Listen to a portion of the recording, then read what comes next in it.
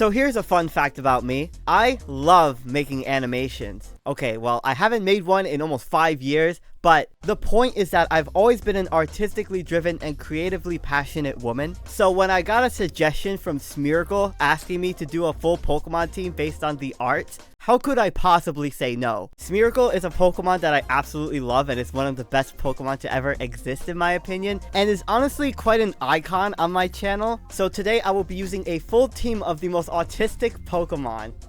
Wait, did I just say autistic? If you enjoy these types of videos, then please consider subscribing. I specialize in doing unique Pokemon teams like this, and I would really appreciate it if you do. And with that, let's quickly talk about the team that I will be using. So first and foremost is the star of the team, Smeargle, probably the most artistically creative Pokemon that exists. And I have this for painting, but it could really be for any kind of 2D art form. And this is a belly drum Smeargle, and the idea is to set up my attack to +6 and go for the priority extreme speed. I also have Encore and Spirit Shackle to trap the opponent. However, if I'm doing an artistic team, then Grafaiai also has to be on this team for Graffiti. And this is a nasty plot sweeping Grafaiai with the air balloon. So if the opponent gets rid of my air balloon, it'll double my speed, and after a nasty plot, I'll become a pretty interesting special sleeper. I thought it'd be interesting to run a special Grafaiai, considering that most unburdened Grafaiai run Swords Dance rather than nasty plot. Porygon 2 is next, not for AI art because I absolutely hate AI art, but rather for any kind of 3D art, 3D modeling, Blender, 3D animation, anything that isn't 2D like Smeargle and Grafaiai. This is my defensive Pokemon on the team, and it's also the 3rd consecutive normal type that I am using, which is not great. So I have Terra Poison so that I can also resist fighting moves while also being able to avoid Toxic Poison. Here's my 4th normal type, who is here for any kind of music related art like songwriting, singing. I had to run Relic Song on this so that I could change its form to the Pirouette form. And I'm running a Swords Dance sweeping Meloetta, which gets way more attack when it's in its Pirouette form. And I also have a Lumberry on this set to avoid any status for one turn, like being burnt for example. Music is an extremely broad term for art, which is why I have Oricorio here for dancing. And I went all out with this Oricorio. I gave it 4 dancing moves, which is bad, but at the very least I have Quiver Dance plus Revelation Dance, and with Terra Ground I could turn Revelation Dance from being a fire type move to a ground type move, which is helpful in turning my electric weakness to an electric immunity, which is nice. And last but not least, I have Sculpting here for Sudowoodo. Really any rock type could do for this, like Stone Yearner or Regirock. I just decided to choose Sudowoodo because it's always just extremely still. And this is a really interesting kind of lead Sudowoodo. I have Custap Berry, which ensures that I move first at less than 25% of my max HP. And that means that I could go for the Custap Berry Endeavor or a really powerful Stone Edge. So that is the team of Pokemon that I am using for this artistic team. And without further ado, let's get right into these battles. Good morning, afternoon, and evening, lovely people. Today I am using the most artistic Pokemon. Oh my goodness. So, to give you an idea, I started this team back in November, and we are in the middle of February. I'm not gonna lie, this team was really painful to get battles with. I definitely ran a lot of gimmicky sets on this team, and that could ultimately be why I had such a hard time getting good battles with this team. I just kept getting walloped over and over again. But finally, I have 2 good battles here to showcase, and I hope you enjoy them. So, my opponent is going to go ahead and lead off with Percy Jackson, aka Palafin, a great book series. I'm just going to go into my Sudowoodo lead. Now, I thought about going for the counter turn one, but instead I opted to go for the Stone Edge, just in case the Palafin opted to flip turn into the Skeledirge, then they'd be immune. But unfortunately, the Palafin just lived a crit, so I thought, well, I could swap in my Smeargle here and potentially live an attack, and then I could Revenge KO it with the Extreme Speed. Yeah, that did not happen, unfortunately. And this Palafin revealed that it's not even banded either, so I definitely would have been able to tank that hit. So I'm going to swap into my defensive Porygon 2 and just Revenge KO the Palafin. Seriously though, that Smeargle that I'm using, the Belly Drum Smeargle, it is so hard to set up. It is unbelievably difficult. It is so much more difficult to use than like Shell Smash with Focus Sash. it was horrible. Oh my gosh. And I felt bad because this is supposed to be the star of the team, right? But remind me never to use Belly Jump Smeargle. So Great Tusk is gonna come in. They have the Terra Steel. I opted to stay in and go for the Ice Beam just in case they didn't have like a strong fighting move to hit me with, because normally Great Tusk doesn't run that often, but it does reveal that it is close combat, so that easily takes out my Porygon 2. And now I'm gonna swap into my Oricorio here. So I have a super effective Revelation Dance that I could threaten this Great Tusk versus. And they're going to swap into the Belly Bolt. Now, this is a very, very bulky Pokemon. And I thought, well, I could Terrasilize here. And I could go for a Quiver Dance. That could ensure that I set up a +1 in special attack, special defense, and speed. But more importantly, I could prevent myself from getting hit by a strong Electromorphosis boosted electric type attack from this Belly Bolt. It's also a very bulky Pokemon, so I want to set up anyway so that I can ensure the KO on this. So as I get my stat boost, the Belly Bolt does go for the Discharge, which is great because I'm going to be completely immune to that. And now my Revelation Dance is going to be super effective on this, and that should easily be enough to take out the very, very bulky Pokemon that is this thing. So definitely happy to get rid of that Pokemon.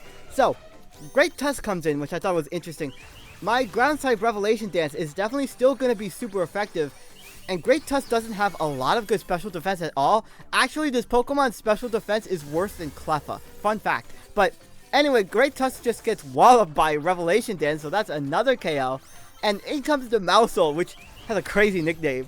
But this turn, I thought about going for the Feather Dance to reduce this Mousehold's attack, but I just opted to go for damage with the Revelation Dance. It just misses the KO, unfortunately, and this Mousehold's Population Bomb, boosted by Technician, is definitely going to be enough to take out my Oricorio. I did really think about going for the Feather Dance to drop this thing attack. Now, I went into my Sudowoodo here, but I doubled out into my Grafaiai because I was kind of expecting that they wouldn't go for the Population Bomb against my resisted Rock type. That they might go for another move like Bite or Play Rough in this instance, and this is good because they broke my Air Balloon, and that meant that my Unburden from Grafaiai activated, and that was really good because I was able to outspeed and revenge KO the Mousehold. Now Skeledirge comes in. This also has a really insane nickname. They're gonna go for the Torch Song, and I barely am able to live that. And I was like, yes, that's really ideal. This is a Throat Spray offensive Skeledirge too, so I was like, this is really good because I have my Costat Berry on this, and I'm gonna be able to go for a really powerful Stone Edge. Thankfully, I don't miss, and it just misses the KO on the Skeledirge, puts it into the red. But I wasn't really super worried about this because both of my Pokemon in the back are going to be able to outspeed this, even though the Skeledirge is getting really powerful with his special attack boost. So, bringing back in my Grafaiai, and I'm going to go for that Mud Shot. It's just revenge KO the Skeledirge with the most weird move I have on this set. Grafaiai really doesn't get a lot of special moves. The only reason you would run like physical is because of the fact that it has access to acrobatics. So I'm going to go for another Mud Shot against the Tinkaton, their last Pokemon. And this is going to start to set up a light screen. So I was like, I'm not sure if it's dual screens, but that is going to weaken my Mud Shot, unfortunately. But it is going to drop the Tinkaton's speed. Now, they're going to go for the Gigaton Hammer. It's easily going to take out my Grafaiai. But I have my Meloetta in the back. And if I was a fully special Meloetta, I definitely would have been in a lot of trouble here.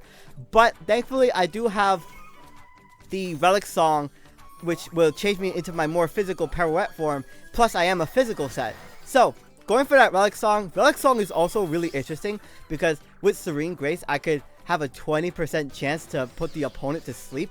And they actually go for the Skitter Smack, which would have been super effective on my Meloetta. It would have also dropped my special attack, which would have really put me in a bad position. But thankfully, I resist that now because I'm a normal fighting type. And the close combat is gonna do a lot of damage and take out the Tinkaton. So that was the end of that first game. Really interesting game. Got to show off, for the most part, a lot of my Pokemon besides Smeargle, which got unfortunately critted. That's just the nature of using a Belly Drum Smeargle, I guess. Now, that is going to lead into game number 2. If you're enjoying this video, please consider hitting the like button and also hyping this video so that more people can see it. I would appreciate it a lot. Again, I spent a lot of time on this team, and it was really demoralizing, to say the least. My opponent is using some absolutely heinous Pokemon, by the way. Regieleki is super fast, and it outspeeds my entire team. Quasquaval can snowball, and Kleavor is just a Pokemon that I never really like dealing with at all. So, let's see how this second game goes. So, this time my opponent is going to lead Regieleki. I'm going to try to see if I can get my Smeargle to work. Now, this is unfortunate. I really thought this Regieleki would be dual screens. Because if it was dual screens, it would have set up a reflector or light screen. And I could be able to set up the belly drum versus this thing. But, unfortunately, they just go for the Volt Switch straight away. And my belly drum is going to fail. So, that sucks, because I do look at that damage with extreme speed. The Quaxquaval is going to go for the U-turn. Really was worried about it going for Aqua Stab and sweeping my entire team. But I did still have my sturdy Sudowoodo at the very least. But seriously, that Smeargle was so impossible to use. I had one battle where I locked in a Clodsire that went for Stealth Rock with Spirit Shackle. Then I encored it. And then that allowed me to belly drum. And the opponent left, like, after that first turn. That was the highlight of me using that Smeargle. So, I'm just going to be able to tank the Thunderbolt. I have a Pokemon that is, like, Meloetta is a very specially defensive Pokemon. It has a lot of high special defense. But, now that I'm in my Pirouette form, I'm obviously not going to be as, like, bulky on the special side. So, I knew a Thunderbolt was going to do a lot of damage. But as the Regieleki went for the Volt Switch, it just put me out of my Custap Berry range, which is really frustrating. So, swapping in my my Moxie Porygon 2, amazing. This has a lot of coverage moves on it. I have like Discharge, Ice Beam, and Shadow Ball on this, and I have Recover for recovery. I just have a lot of coverage moves for this Porygon 2. So currently, I'm in the Vortex when it comes to both the Quaxquaval and the Regieleki. Both of these Pokemon just do so much damage to my team. And I went for the Recover here, anticipating that they would Volt Switch, but now they're going to go for the Volt Switch. And I'm just having the worst time with these two Pokemon. Luckily, the Quaxquaval is Life Orb, so it is taking some Life Orb chip. It's also U-turn as well. So, my Ice Beam isn't really going to do a lot of damage to this. And I thought, well, unfortunately, I'm not going to get an activation with my Custap Berry on my Sudowoodo. And I don't really see an opportunity for me to switch in on a move that's weak enough for me to put myself in Custap Berry range. So, I had to sacrifice my Sudowoodo here. And that is going to give the Quaxquaval a Moxie boost, but I do have my my Meloetta to outspeed it at the very least. So, going for the Relic Song, this Quaxquaval is at -1 special defense, and it is like less than half of its max HP. So that is going to ensure that I finally get the KO on the Quaxquaval, thankfully. And that is going to change me into the Pirouette form. Now, Metagross comes in. I thought about going for a really strong close combat versus this thing, but I really wanted to save my Meloetta, so I'm just going to bring in my Porygon 2. It's my defensive wall on this team, so it should be able to handle what this Metagross goes for. But the Metagross just decides to blow up, so I was perfectly fine with that. I do tank that as well, but the problem is that I'm just going to be susceptible to this Regioleki's Thunderbolt, which they are going to go for, and I had no switches into that, so I obviously get taken out there. Now, I do still have my Meloetta, which could take a Thunderbolt from this, but they are just going to Volt Switch, which is a really big problem with this Pokemon. It's so fast, and it hits really powerfully with its Transistor boosted ability as well. So I was really relying on my Oricorio to turn into a Ground type to help me win in this endgame. Now, as the Scream Tail comes in, I get the 20% sleep chance, which is really nice. So I was like, okay, well, I could set up a Swords Dance here, and they haven't burned any turns of sleep because they just got put to sleep. And Ting Lu comes in. I was like, this is a Pokemon that is really not going to appreciate a close combat from me. And I also get a speed boost as well. So, if only you could start off a battle as the Pirouette form Meloetta. That would make this Pokemon so much better. So, the Ting Lu terrestrializes, which it ends up terrestrializing into the Dark type. I really thought it was going to go for like Terra Poison or like maybe Terra Water. But it resists it. Well, no, it doesn't resist. It absolutely falls over. But I thought it would turn into a type that would resist my close combat, and then they could revenge KO me with like Earthquake. But the Terra Dark was like a waste of a Terra, and that's really good because this Regieleki cannot terrestrialize, which means that if it has like Terra Blast Ice, it won't be able to go for that. So I was like, this is like the ideal position for me to be in. So as the Screamtail comes in, I really only have my Grafaiai to threaten this with as much damage as possible. And as I go for the Sludge Wave, it does some great damage. The Screamtail stays asleep because it hasn't burnt any sleep turns. And I'm just going to be able to 2-hit KO it with the Sludge Wave, which is really nice because Screamtail is a very bulky Pokemon. So, it's now down to 2 versus 2. The Regieleki is going to come in. They're going to go for the Volt Switch. It doesn't take me out, and that does pop my Air Balloon, which is going to ensure that I get a Unburden boost. But I can't really do a lot of damage to this Kleavor incoming. All of my moves resist it, although Sludge Wave did do some solid damage. So I'm just going to try to go for another one, get as much chip damage as possible. And the Kleavor is going to go for the U-turn. I was like, oh, that's actually really ideal that they went for that and not like Stone Axe or something. Because that is going to force them into the Regieleki. And I have the perfect setup with my Oricorio here.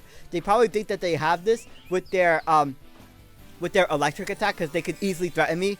But I do still have my Terra Ground in the back. And that is going to make me immune to anything that this Regieleki goes for. It's going to turn me into a complete counter. Because Regieleki, the problem with it is that it has a lot of electric moves. But without Terra, it has like next to no coverage at all. So, that's going to ensure that I set up a free Quiver Dance. That's going to give me a special attack, special defense, and speed boost once again. And now I threaten this with the super effective Revelation Dance. They actually probably don't even have Terra Blast to like threaten me versus. They revealed Volt Switch, Thunderbolt, and Protect. So I'm not sure what their last move is. But the Revelation Dance is going to be enough to take out the Regieleki. And the last Pokemon is the Kleavor. And even if this is Choice Scarf Kleavor, I do outspeed it. So the next Revelation Dance is going to be enough to take out the Kleavor. That is the end of both games. 2 wins. But I promise you, I had so many just gut-wrenching losses with this. I'm so happy I'm done with this team. Jeez. Anyway, thank you all so much for watching. My name is SkyLaaa. Don't forget to smile, and I will see you all next time.